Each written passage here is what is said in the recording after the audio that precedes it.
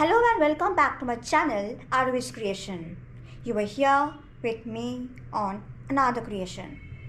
आज 22nd February 2024 and Ma Baba and Ami we are going at ICCR on a book launch event. It's the formal unveiling of Mrs. Leena Gangopadhyay's book Iti Madhavi at ICCR. This book has been published by Debashish Shau's Karigor publication. He believes Grontho Nirman ek Shilpo. The beautiful portrait on the book cover has been done by my father, Proshenjit Sengupta.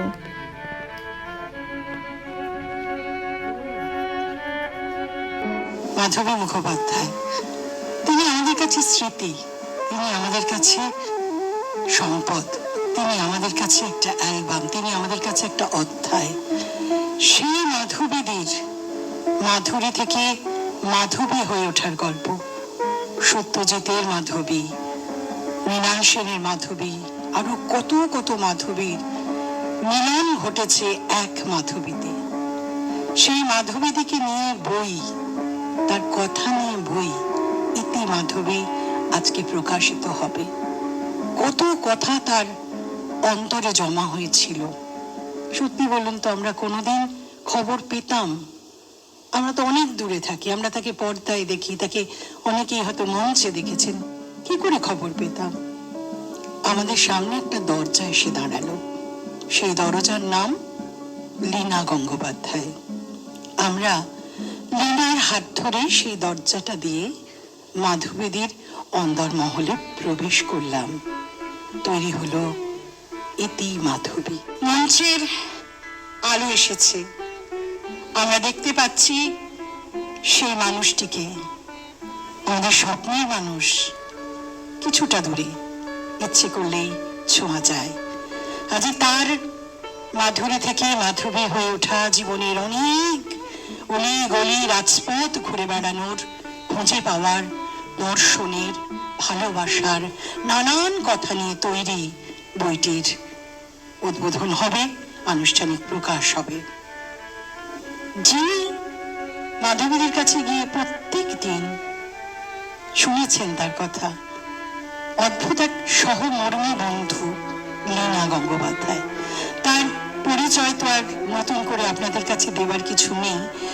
তিনি সাহিত্যিক, তিনি চলচ্চিত্র লিখেছেন, চিত্রনাট্য লেখিকা, তিনি magic মোমেন্টসের অন্যতম কর্ণধার, তিনি মহিলা কমিশনের চেয়ারপারসন, আমাদের রাজ্যের মহিলা কমিশনের চেয়ারপারসন। বিভিন্ন দিকে তাকে ছুটে বেড়াতে হয়। তার সঙ্গে তিনি দশভুজার মতো দুহাতে লিখে চলেন তার প্রত্যেক দিনের, যেগুলো আমরা দেখি মুগ্ধ হই, সেই সিরিয়ালগুলি। এবং তারই লেখা কাহিনী নিয়ে নির্মিত হয়েছে বেশ কয়েকটি চলচ্চিত্র। সেই লীনা গঙ্গোপাধ্যায় মাধবীদের বন্ধু, কারণ মাধবীদি তাকে বন্ধু বলেই স্বীকার করতে চেয়েছে। ফলে তার কাছে অকপটে তার মনের কথাগুলি উজাড় করে দিয়েছেন খোলা পাতার মতো, আর সেখানেই লেখা হয়েছে এত সুন্দর সব অভিজ্ঞতার কথা। এই লেখাটি ধারাবাহিকভাবে পর পর পর পর প্রকাশিত হচ্ছিল প্রত্যেক রবিবার উত্তরবঙ্গ সংবাদে। রূপায়ণ ভট্টাচার্যের সম্পাদনায় উত্তরবঙ্গ সংবাদের পাতায় আমরা উদ্গ্রীব হয়ে থাকতাম এই লেখাটি পড়বার জন্য। আমাদের সৌভাগ্য, আমরা দুই মরাটির মধ্যে পেয়ে যাব আজকে সেই মাধবীদিকে। এবং আমাদের মধ্যে উপস্থিত আছেন সাহিত্যিক নবকুমার বসু। এবং নবকুমার বসু চিকিৎসক, সাহিত্যিক, কৃতিপুত্র, তার জীবনের বিপুল অভিজ্ঞতা। তিনি আজকে আমাদের মূল মঞ্চে, এখন মূল অনুষ্ঠানে উপস্থিত আছেন। সকলকে স্বাগত কারিগর প্রণবের পর্বে। আজকের কথাই বরং বলা যাক। সুকৃতিতে বলেছেন সারা বছরের অনুষ্ঠান, অনেক আবেগঘন মুহূর্ত। উনি অনেক বড় মাপের মানুষ, মানে লীনা গঙ্গোপাধ্যায়। আমি তো লীনা বলেই ডাকি। আমাকে বন্ধু স্বীকৃতি যখন দিয়েছেন, মানে অনেক দিন থেকে বলছে এটা কি করা সম্ভব সম্ভব সম্ভব। আলটিমেটলি হলো। এবং এখানে রূপায়ণবাবুর অনেক ক্রেডিট, এবং উত্তরবঙ্গ সংবাদে বেরিয়েছে। এটুকু বলতে পারি, অসাধারণ লাগবে। এর আগে কিন্তু আমরা লীনার হাত থেকে পেয়েছি সত্যি সাবিত্রী, আর আজকে পাচ্ছি ইতি মাধবী। এখন বইটির প্রকাশ অনুষ্ঠানের আগে আমার বিশেষ অনুরোধ, আমাদের মধ্যে উপস্থিত আছেন ম্যাজিক মোমেন্টসের অন্যতম কর্ণধার শৈবাল ব্যানার্জি। বই প্রকাশে যদি একটু আমরা শৈবালকে মঞ্চের উপর পেতাম। শৈবাল ব্যানার্জি একটু যদি মঞ্চে থাকতাম, শুধু বই প্রকাশের অনুষ্ঠানের এইটুকু সময় দাবি করতেই পারি। আসেনি? হ্যাঁ,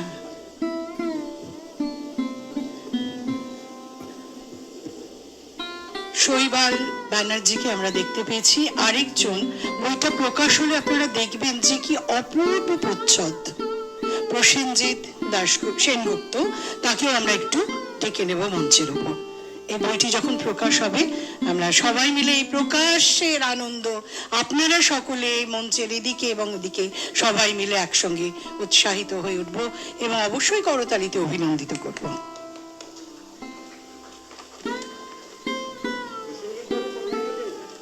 প্রসেনজিৎ সেনগুপ্ত।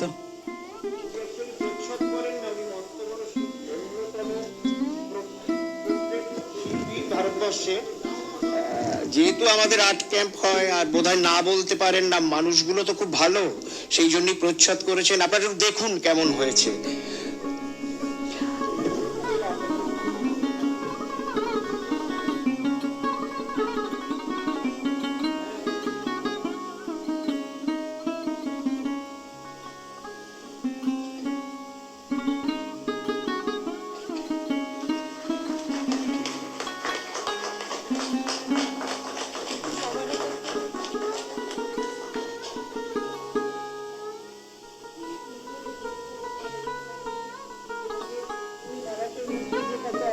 সম্পদ লুকিয়ে আছে, সেটাও আপনারা পড়বেন। সবাই এই বই নিশ্চয়ই আগ্রহী হয়ে আছেন এই বইটি কবে পড়বেন।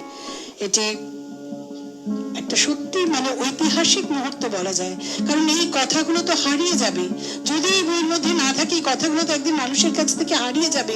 মাধবীদের সঙ্গে কত ইতিহাস জড়িত আছে, এগুলো তো শুধু কথা না, গল্প না, ইতিহাস, সময়ের ইতিহাস, তাকে বেঁধে দেওয়া হয়েছে এই বইয়ের মধ্যে।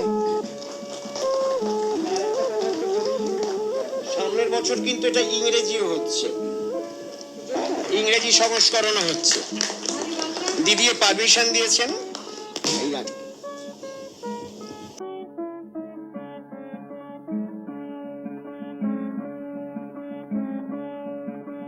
The stage was beautifully set up, surrounded by the elegance of Madhabi Mukhopadhyay, Leena Gangopadhyay, Sri Namakumar Bosu, and many talented actors and musicians. The meticulous stage setup and lighting, its main interior Devashish Rao, left the auditorium almost empty compared to the radiant stage. From the stage setup to the book launch, everything was so artistic and heartfelt that we all returned from the auditorium mesmerized. সকলকে নমস্কার, শুভেচ্ছা জানাই। দিদিকে প্রণাম, নবদাকে প্রণাম, আর বন্ধুকে আলিঙ্গন, স্বীকৃতি। বক্তব্য হলো এই যে একটি মানুষের একটি এত বিস্তৃত যার জীবন, তাকে দুমালাতে ধরা যায় না। প্রথমে আত্মসমর্পণ করলাম, তবু যে বিশেষ বিশেষ ঘটনাগুলো জানলে একটা সময়ের ইতিহাস ধরা পড়ে, শুধু সেইটুকুই আমরা তুলে ধরতে চেয়েছি। কিছুটা ব্যক্তিগত জীবন, কিছুটা সামাজিক জীবন, কিছুটা তার কাজের জীবন। কর্মময় মানুষ তিনি। এই তিন রকম ভাবে দেখানোর চেষ্টা করেছি যতটা সম্ভব হয়েছে। যা উনি বলেছেন তার অনেক অংশই আমার হয়তো লেখা হয়ে ওঠেনি, লিখতে পারিনি, কারণ সেটা তাহলে কখনো শেষ হতো না। একটা মানুষের প্রত্যেকটা দিনই তো গল্প বা উপন্যাস, তো তাকে এতগুলো দিনে ধরা বইয়ের পাতায় সম্ভব নয়। শুধু একটা কথাই বলবো, উনি আমাকে ভরসা করে বিশ্বাস করে যে কাজটি করতে দিয়েছেন তার জন্য আমি চিরকৃতজ্ঞ, প্রণাম জানাই। দিদির ভূমিকা আমি একটুখানি পড়ে দিচ্ছি শুধু। একটি বাইনোকুলার ও চারুলতা। ওই বাইনোকুলার চোখে দিয়ে গৃহবধূ চারু জানালা দিয়ে বাইরের পৃথিবী দেখতে চায়। সেদিনের চারুর আজ বয়স বেড়েছে। এই অতি পরিণত বয়সে চারু বুঝতে শিখেছে বাইনোকুলার শুধু দূরের পৃথিবীকে কাছে আনে না, নিজের ভেতরের যে মানুষটা সামাজিক, পারিবারিক, পেশাগত নানা ব্যস্ততায় নিজের থেকে নিজে দূরে সরেছে দিনে দিনে, এই অদৃশ্য বাইনোকুলার নিজের ভেতরের নানা পলস্তরায় প্রায় হারিয়ে যাওয়া সেই মেয়েটিকেও কাছে এনে দেয়। দিনে দিনে যখন প্রায় ভুলতেই বসেছিলাম শৈশব থেকে এই অবধি যাপনের নানা খুঁটিনাটি, তখন একজন এসে আমার মনের দরজায় কড়া নাড়ল। আমার অব্যবহারে মরচে পড়া বাইনোকুলারটি পরিষ্কার করে আমার হাতে তুলে দিল। অমনি ঝকঝকে হয়ে উঠল সব, আমার শৈশব, আমার কৈশোর, আমার কর্মময় যৌবন, সবটা। সে লীনা গঙ্গোপাধ্যায়, আমার মনের বড় কাছের মানুষ। কন্যা সময় এই মেয়েটি একদিন আমায় কথায় কথায় বলেছিল, নিজের মেয়েরা ছাড়াও কতজন তোমাকে মা বলে, আমিও কিন্তু তোমার মেয়েরই মতো। আমি খুব স্পষ্ট স্বরে বলেছিলাম, না, তোমাকে আমি কখনো মেয়ের মতো ভাবি না। লক্ষ্য করলাম ওর হাসি ঝলমলে মুখ মুহূর্তে ম্লান হয়ে উঠল। আমি বললাম, তুমি আমার বন্ধু, আমি তোমাকে আমার খুব কাছের একজন বন্ধু ভাবি। অনেক বছর গড়িয়ে গেল আমাদের সম্পর্ক, অনেক দিন পার করলো আমাদের বন্ধুত্ব। এতগুলো বছর ওর সঙ্গে কাজ করতে গিয়ে আমার জীবনটা বইয়ের খোলা পাতার মতোই মেলে ধরেছি ওর কাছে। সেই খোলা পাতার কিছু অংশ নিয়েই এই বই। এটি ধারাবাহিকভাবে প্রকাশ হতো উত্তরবঙ্গ সংবাদে। উত্তরবঙ্গে আমার অনেক চেনা মানুষ, তারা আমাকে নিয়মিত জানাতেন কতটা আগ্রহ নিয়ে তারা অপেক্ষা করে থাকেন পরের সংখ্যার জন্য। আমার জীবন এত মানুষের কাছে এত আগ্রহের বিষয় জেনে আমার অবাক লাগে, ভালোও লাগে। আসলে সেই ছোটবেলা থেকেই তো কখনো ভাবিনি সারা জীবন অভিনয় করব।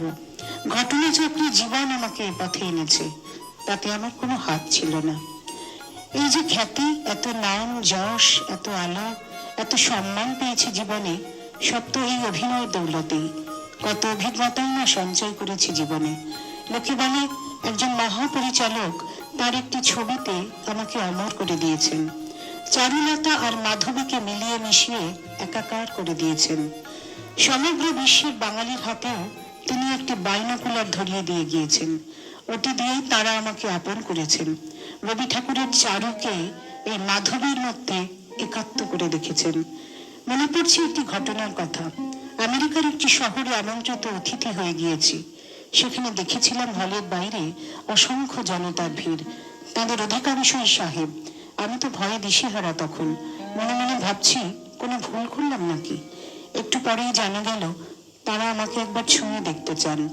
তারা চারুলতাকে শুধু চোখে দেখে তৃপ্ত নন, ঈশ্বরের কাছে কৃতজ্ঞ থেকেছি, দর্শকের কাছে আজীবন ঋণী। তারা এইভাবে আমাকে প্রজন্মের পর প্রজন্ম ধরে তাদের হৃদয়ে জায়গা দিয়েছেন বলে। একটা জীবন, অনেকটা সময়। এই জীবনে শুধুই আলো থাকবে, অন্ধকার থাকবে না তা তো হয় না। আলো অন্ধকারের ভেতর দিয়েই পথ চলেছি সারা জীবন। তবে আমার জীবনে আলোর ছটা এত বেশি, এত আলোকময় মানুষ দেখেছি জীবনে, যে অন্ধকারের কাছে আমাকে কখনো হার মানতে হয়নি। কার কথা ছেড়ে কার কথা বলবো? কানন দেবী, প্রভা দেবী, নাট্যাচার্য অহিন্দ্র চৌধুরী, এরা তো নিজেরাই এক একটি আলোকবর্তিকা। এছাড়াও আমার অনেক সহকর্মী, কয়েকজন পরিচালক এবং সাধারণ কিছু মানুষ যাদের কেউ আলাদা করে চেনেন না, তারাও, তাদের শিক্ষা, তাদের ভালোবাসা আমাকে সারা জীবন আলোকেই ভালোবাসতে শিখিয়েছে। তাদের জন্যই আমি সব অন্ধকার দুহাত দিয়ে ঠেলে সরাতে পেরেছি। লীনা আমার জীবনের কথা বলতে গিয়ে তুলে এনেছে সেই সময়ের ইতিহাস। আমার সঙ্গে সম্পৃক্ত মানুষদের কথা বলতে বলতে এমন কিছু কথা, এমন কিছু গল্প উঠে এসেছে যা আমি প্রায় ভুলেই গিয়েছিলাম। এই লেখাটি শুধু আমার মধ্যে সীমায়িত থাকেনি, আমার সঙ্গে জড়িয়ে থাকা সময়ের হাত ধরেছে। তবে এখনই ফের জ্বলে উঠতে ইচ্ছে করে, মনে মনে অপেক্ষা করে থাকি তেমন একটা চরিত্রের, যে চরিত্র পেলে আরো একবার জীবন বাজি ধরতে পারি। শরীরের বয়স বাড়লেও মনের বয়স বাড়তে দিই নিজে। আসলে আমার অস্তিত্বের প্রায় সবটাই জড়িয়ে আছে shooting, co actor, direction, action, close shot, mid shot, wide angle, cut, এই শব্দগুলোর সঙ্গে। একটি ইউনিট মানে একটি পরিবার, সেই পরিবারের সুখ দুঃখে চিরকাল জড়িয়ে থেকেছি।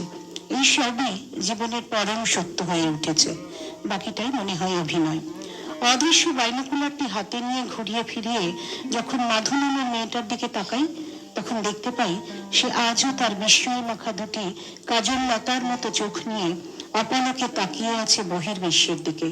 এই পৃথিবীকে দু চোখ ভরে দেখার নেশায় আজও সে যে পৃথিবীর রূপ, রস, গন্ধ, বর্ণ হৃদয়ে ধারণ করেই বেঁচে থাকতে চায়। পাঠক এবং প্রকাশককে আমার ধন্যবাদ জানাই। আরো একবার ভালোবাসা জানাই আমার অনুজ বন্ধু এই বইয়ের লেখক লীনা গঙ্গোপাধ্যায়কে। এটি মাধবী। চলছি চলছি চলছি, চলতে চলতেই তো জীবন চলছে, কিন্তু শেষ কোথায় হবে সেটা না আমিও জানি না ভাই। তো শুরু যখন হয়েছে সেই শেষটা একটা হবেই, সেই শেষের প্রতীক্ষায় থাকি। আর এর ভিতরে যাদের যাদের সঙ্গে আজকে বিশ্বাস হলো নববাবু, তো তার আগে আমি বলি যে ওনার বাবার আমি ফ্যান ছিলাম। যে এত সুন্দর লেখা সমরেশ বসুর, যে লেখায় উনি বেরোতো, প্রকাশ হতো, সঙ্গে সঙ্গে সেটা আমার কিনতেই হবে এবং পড়তেই হবে। সমরেশ বাবুর সঙ্গে যখন পরবর্তীকালে এই সিনেমা করতে গিয়ে এখানে ওখানে দেখা হয়েছে, তখন উনি খুব সুন্দর কথাবার্তা বলেন, ভালো লাগতো, খুবই ভালো লাগতো। একদিন একটা ছবি দেখে, এই ঘটনাটাও বলে দিই, একদিন একটা ছবি দেখে তো উনি, তখন আমার বিয়ে হয়ে গেছে, উনি আমাদের বাড়িতে আসলেন, তো বললেন যে একটু কিছু পান করলে হতো না, আর আমরা চা খাবেন? তো বললো হ্যাঁ খাবো। চা, অন্য কিছু নেই বোধ হয়, এমন না শুধু চা। তখন বললো যে চা দিলাম, কিন্তু চা আমরা যেমন খাই সেরকম, চিনি, দুধ সব কিছু দিয়ে চা। বললো না না, এই চা নয়, একটু লেবু দিয়ে রটি। কিন্তু দুঃখের বিষয় সেদিন আমার ঘরে লেবু ছিল না, তাই লেবুটা দিতে পারলাম না। সেখানে আপনার কাছে ক্ষমা চাই।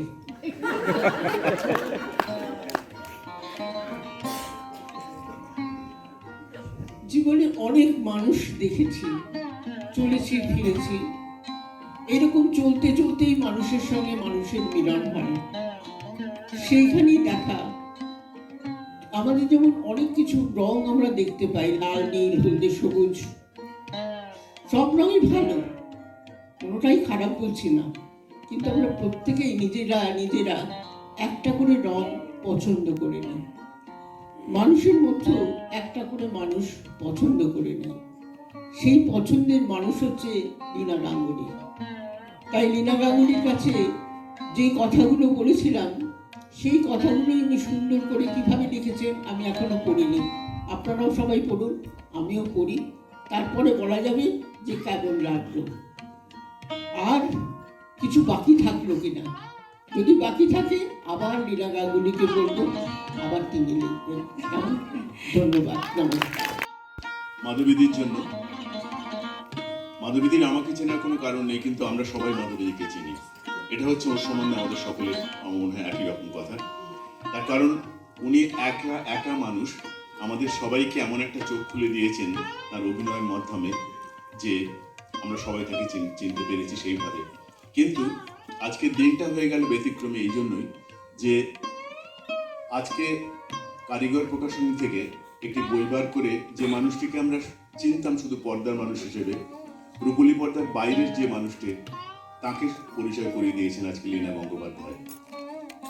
মাধবীদির সম্বন্ধে আমাদের অন্য কিছু বলার নেই, তার কারণ হচ্ছে যে উনি কবে জন্মেছিলেন, কোথায় ছিলেন, পূর্ববঙ্গ থেকে কিভাবে এসেছেন, কিভাবে তারপর দ্রুত ছবির জগতে চলে এলেন এবং ধারাবাহিকভাবে কিভাবে জীবন পাত করলেন বলা উচিত, একটার পর একটা ছবি করতে করতে বিভিন্ন চরিত্রের মাধ্যমে।